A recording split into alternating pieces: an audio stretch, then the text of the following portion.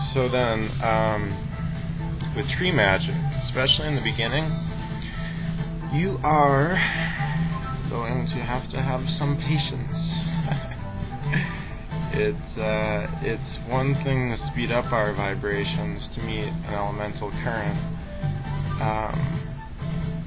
The earth element operates only just above normal frequencies, followed by water, air even faster, and fire being fastest. But to really embrace the nature of the Ovate's pursuits in forest magic, well, you must attune to seemingly subterranean frequencies. The idea that plant life grows and exists on this slow vibration is classified as earth time.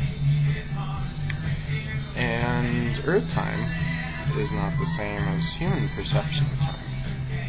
Humans operate under the belief that they are mortal. Time is short and time is fixed. And the pace is therefore quicker, and they therefore perish sooner. And the Earth, which is arguably billions of years old, could only have sustained itself for so long by slowing its relative time perception. An entire light-dark cycle of one of our days is but a passing blink in Gaia's eyes, who can take millions of years to form a mountain with her subtlety and grace. This idea of an enchanted forest is an archetype. It exists in the consciousness of all individuals at all places and times. Even though it has arrived from unknown origins, we cannot dismiss that it is ingrained in our genetic memory. This part of our encoding can be awoken through the studies of the Ovydd path. Trees are the part of Gaia that have learned to withstand time. Rocks have also done this, but they operate at the lowest natural physical vibration, usually have very little consciousness within and of themselves, except that crystals are sometimes inhabited by energetic resonances. The trees are stable and firmly grounded. And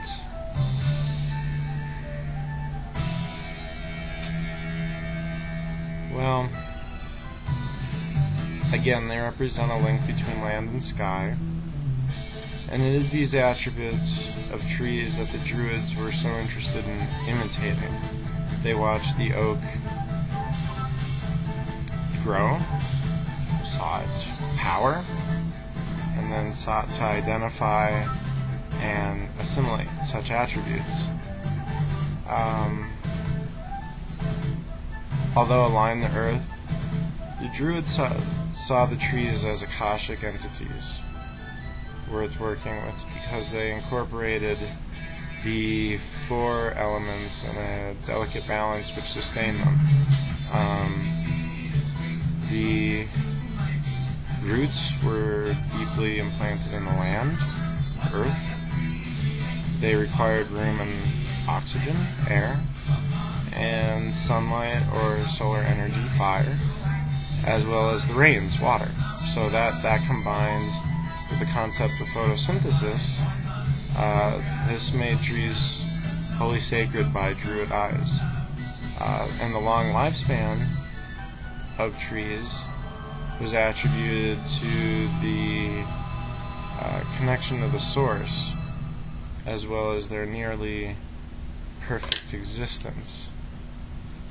It should be noted that magic of any kind can be strengthened in the forest, not just in Ovate tree magic. Nature and magic simply go together, and seemingly inseparably. Wizards and wise men have always been associated with the forests and mountains and the use of natural substances, wax, herbs, salt, feathers, as a part of magical rituals. Magical ritual is also universal. Another important aspect to consider, given the anthropological view of Druids and their trees, is this idea of tree worship. The notion of worshipping trees is a very much misunderstood practice, but then what part of Druidry isn't? So, what historians and anthropologists call tree worship, the Druids would call tree reverence. Considering that even the word Druid is tree-oriented, it is clearly that the Druids held trees in high esteem. So even seeing that they sought to imitate what they saw as the most perfect embodiment on the physical plane, a direct reflection of the creative power of the source. In terms of biogenetic memory, well, it's generally believed that the trees are the memory keepers of the land. Stones are also memory keepers, but the charge is different. Through mastery of tree work, however, the Ovydd is encouraged to apply the same concepts learned through elemental magic, stone magic, and just as the trees of a landscape can be read, so too can the rocks and the soil, which are equally ever present.